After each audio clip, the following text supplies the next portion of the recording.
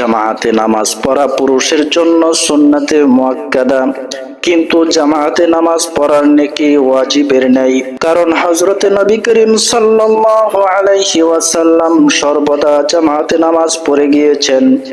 হাদিস শরীফে আছে, একা নামাজ পড়ার চেয়ে জামাতে নামাজ পড়লে 25 গুণ বেশি সওয়াব পাওয়া যায়। জাওহারাতুন নাইয়ারা কিতাবে আছে, হযরতে নবী করিম সাল্লাল্লাহু আলাইহি ওয়াসাল্লাম ইরশাদ করেন, যে স্থানে 3 জন মুসলমান থাকা সত্ত্বেও আজান না হয় এবং জামাতে নামাজ পড়া না হয়, সেই স্থানের লোকের উপর শয়তান আশ্রয় স্থাপন করে। নাউযুবিল্লাহ। এতএব আমাদের সকলের উচিত জামাতে নামাজ আদায় করা।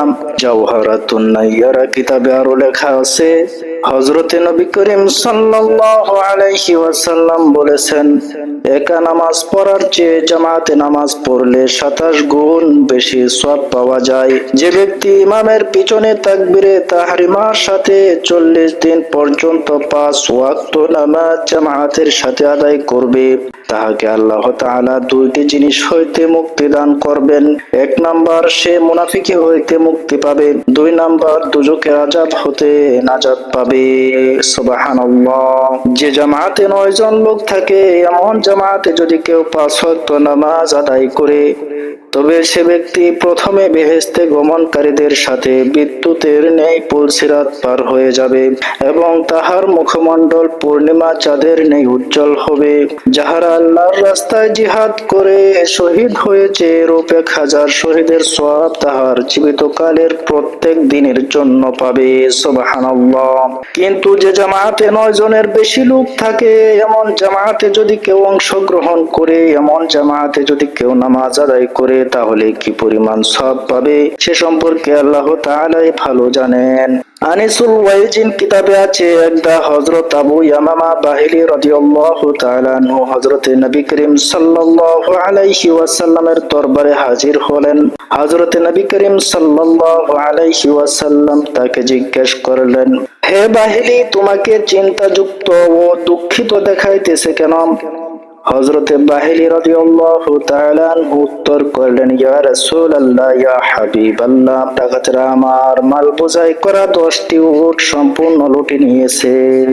ইহা শুনে হযরতে নবী করিম সাল্লাল্লাহু আলাইহি ওয়াসাল্লাম বললেন, হে আবু ইয়ামামা, আমি মনে করেছিলাম তুমি বুঝি জামাতের তাকবীরে তাহরিমা পাও নাই, তাই এত চিন্তিত পেরেশান হয়েছ।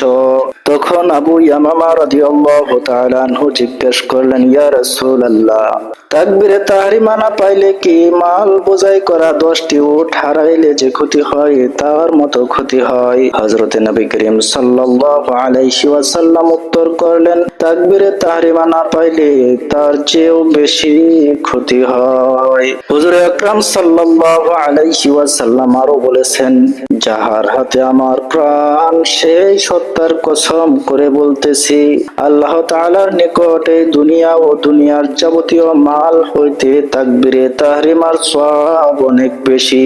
সুবহানাল্লাহ। হে মুসল্লিগণ, 5 ওয়াক্ত নামাজ জামাতের সাথে আদায় করার প্রতি যত্নবান হও এবং প্রথম কাতারে নামাজ আদায় করার চেষ্টা করো, কারণ প্রথম কাতারে দাঁড়ানোর ফজিলত অনেক বেশি। যেহেতু যে ব্যক্তি প্রথম কাতারে প্রথম তাকবীরের সাথে জামাতে নামাজ আদায় করিবে, সে কিয়ামতের দিন উচ্চ মর্তবা প্রাপ্ত হবে। হযরতে রাসূল করিম সাল্লাল্লাহু আলাইহি ওয়াসাল্লাম বলেছেন, যে ব্যক্তি সর্বদা জামাতে নামাজ আদায় করিবে, আল্লাহ তাআলা তাহাকে 5টি নিয়ামত দান করবেন। 1 নাম্বার, রিজিক বৃদ্ধি হইবে।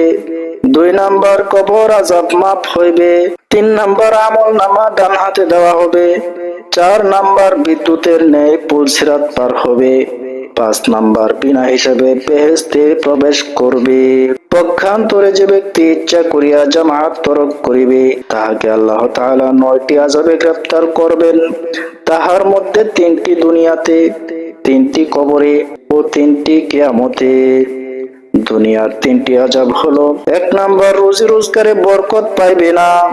2 নাম্বার, মুখমণ্ডল হইতে নেকির জ্যোতি উঠে যাবে। 3 নাম্বার, লোকে তাহাকে ভালো জানিবে না। কবরের 3টি আযাব হলো, এক নাম্বার মুনকার নেকিরের সওয়াব অনেক কঠিন হবে। 2 নাম্বার কবর অতি অন্ধকার হয়ে যাবে। 3 নাম্বার কবর অতি সংকীর্ণ হয়ে যাবে। কিয়ামতে 3টি আযাব হলো, 1 নাম্বার কঠিন ভাবে হিসাব লওয়া হবে।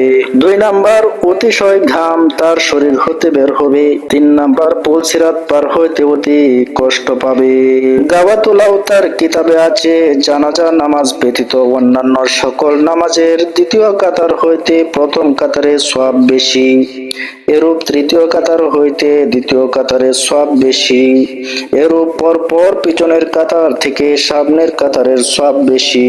বাহরুর রায়েক কিতাবে আছে, যখন আল্লাহ রাব্বুল আলামিন জামাতে নামাজ আদায়কারীদের উপর রহমত নাজিল করেন, তখন প্রথমে রহমত নাজিল করেন ইমামের উপর, তারপর ইমামের পিছনে অংশগ্রহণকারী প্রথম কাতারের উপর, তারপর দ্বিতীয় কাতারের উপর, তারপর তৃতীয় কাতারের উপর, এইভাবে রহমত নাজিল করতে থাকেন। কিন্তু জানাজার নামাজে ইহার বিপরীত, প্রথমে রহমত নাজিল করা হয় পিছনের কাতারের উপর, কারণ জানাজা নামাজে বেশি কাতার হওয়া উদ্দেশ্য।